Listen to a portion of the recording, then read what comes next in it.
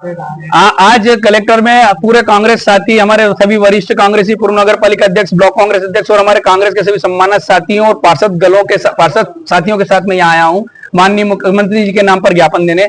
मुझे लगता है कि मध्य प्रदेश सरकार बेहद कंफ्यूज हो रही है। सबसे पहले जब पहले अध्यक्ष सीधा चुना जाता था तो इन्होंने अध्यक्ष को सीधा ना चुना जाने के लिए बजाय अध्यक्ष जो है परिषद के पार्षदों के द्वारा चुना जाना करके एक चुनाव कराया। चुनाव जिस नियमों पे करा गया, बाद में जाके पिछले दरवाजे से वही नियम सारे के सारे बदलते जा रही है राज्य शासन। पहले यह होता था कि अध्यक्ष जो पार्षद से चुना जाएगा, उसके बाद जो भी प्रशासनिक और वित्तीय प्रस्ताव होंगे वो कहना चाहिए कि परिषद की सहमति से ही पास होंगे। लेकिन वर्तमान में क्या कर दिया कि सारे अध्यक्षों को सारा पावर अध्यक्ष को दे दिया और पीआईसी को दे दिया। अब अध्यक्ष क्या करता है, पीआईसी में अपने गिने चुने 3-4 पट्टों को जो है बना देता है और अपने हिसाब से निर्णय एक गुप्त कमरे में लेकर अपनी मनमानी पूर्वक काम करता है, जो परिषद को बताए नहीं जाते। ये चुने हुए पार्षदों का अपमान है, चाहे वो किसी भी दल के हों। हम ये नहीं कह रहे कि हम कांग्रेस पार्षद दल के लोग हैं, तो ये इस समस्या से बीजेपी के और अन्य दलों के पार्षद भी जूझ रहे हैं कि जो निर्वाचित पार्षद है उनके अधिकारों में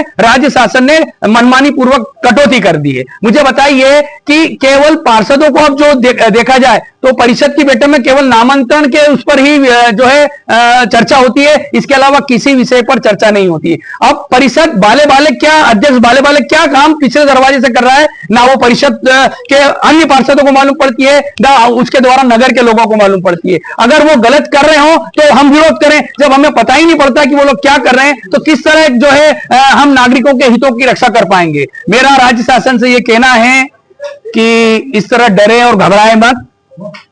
अगर बुराई आ रही है तो उसका सामना भी करें। आपने पहले जो था कि अध्यक्ष अविश्वास प्रस्ताव 2/3 बहुमत से 2 साल के बाद आ सकता है यदि अध्यक्ष काम ढंग से नहीं कर रहा है। अभी पिछले दरवाजे से राज्य शासन ने उसको 3/4 कर दिया है और अध्यक्ष को अविश्वास प्रस्ताव 3 साल के बाद कर दिया। तो जब चुनाव जिस शर्तों पे हमारे लड़ा गया था, क्यों मनमाना पूर्वक राज्य शासन ये निर्णय बदलकर अपने निर्णय थोप रही है? राज्य शासन को ऐसा क्या डर है? क्या राज्य शासन को लग रहा है कि वर्तमान समय में जो वो शासन चल रहा है, जिस हिसाब से पूरे प्रदेश की नगर पालिका, नगर पंचायतें और नगर निगम त्रस्त हैं, राज्य शासन पुनः इस विषय को बदले और प्रशासनिक और वित्तीय अधिकार नगर पालिका परिषद में निहित करे। दूसरा, नगर पालिका परिषद, जितनी भी नगर पालिका नगर निगम है, पूरे प्रदेश के पार्षद परेशान है। हमारे हर जिले के पार्षदों से बात हो रही है। अगर राज्य शासन शीघ्र हमारी सुनवाई नहीं करता